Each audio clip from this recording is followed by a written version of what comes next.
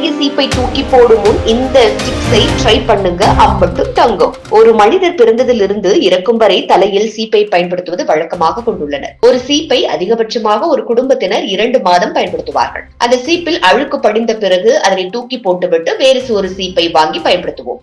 இனிமேல் அப்படி தூக்கி போடாமல் அதே சீப்பை புதிய சீப்பாக எப்படி மாற்ற வேண்டும் என்பதை தெரிந்து கொள்ளலாம். ஒருவருக்கு அழகான தோற்றத்தை கொடுப்பதில் மிக முக்கிய பங்கு வகிப்பதும் முகமென்றால் அதைவிட முக்கியம் தலையில் இருக்கும் முடி.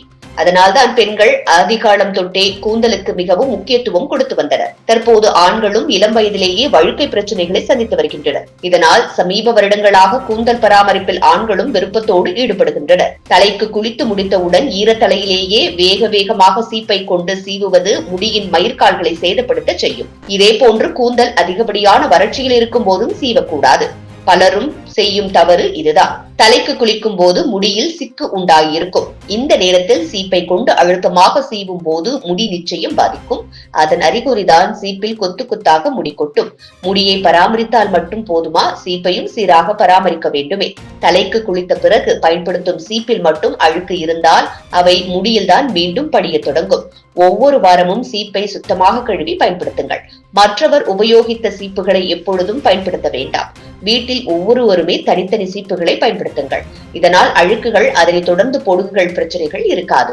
தொடர்ந்து ஒரே சீப்பை பயன்படுத்துவதால் நிச்சயம் அதில் அழுக்கு அண்டி இருக்கும். அதனை நம்மால் சுத்தம் செய்ய முடியாத போது அதனை பெரும்பாலும் தூக்கித்தான் போடுவோம். ஆனால் அழுக்கு படிந்த சீப்பை எடுத்து அதனை மேல்முகத்திற்கும் எடுத்துக் கொள்ளப்படும் பவுடரை கொட்டி பிரஷை கொண்டு தேய்த்தால் அந்த அழுக்கு எல்லாம் வெளியே சுலபமாக வந்துவிடும். உடனே தண்ணீரில் சீப்பை கழுவினால் கட்டாயம் சீப்பு பளபளப்பாகும். அதே சீப்பை மீண்டும் பயன்படுத்தலாம். இந்த டிப்ஸ் உங்களுக்கு பயன்படுகிறதா என்பதை கமெண்டில் தெரிவிக்கவும். உங்கள் குடும்பத்தினருக்கும் இந்த டிப்ஸை எடுத்துச் சொல்லுங்கள். இது போல பல யூஸ்ஃபுல் டிப்ஸை தெரிந்து கொள்ள நமது பக்கத்தை பின்பற்றுங்கள்.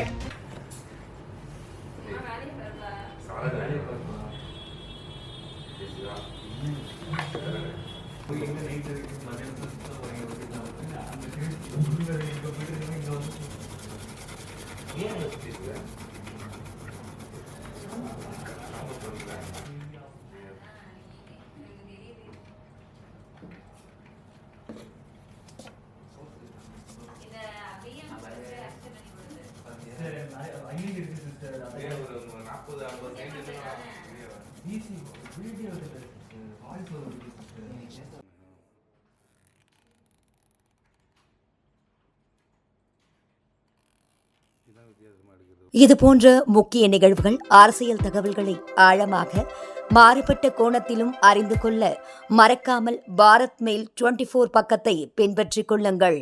உங்கள் ஒவ்வொரு ஆதரவும் இது போன்ற பல நிகழ்வுகளின் பின்னணியை அறிய உதவும்.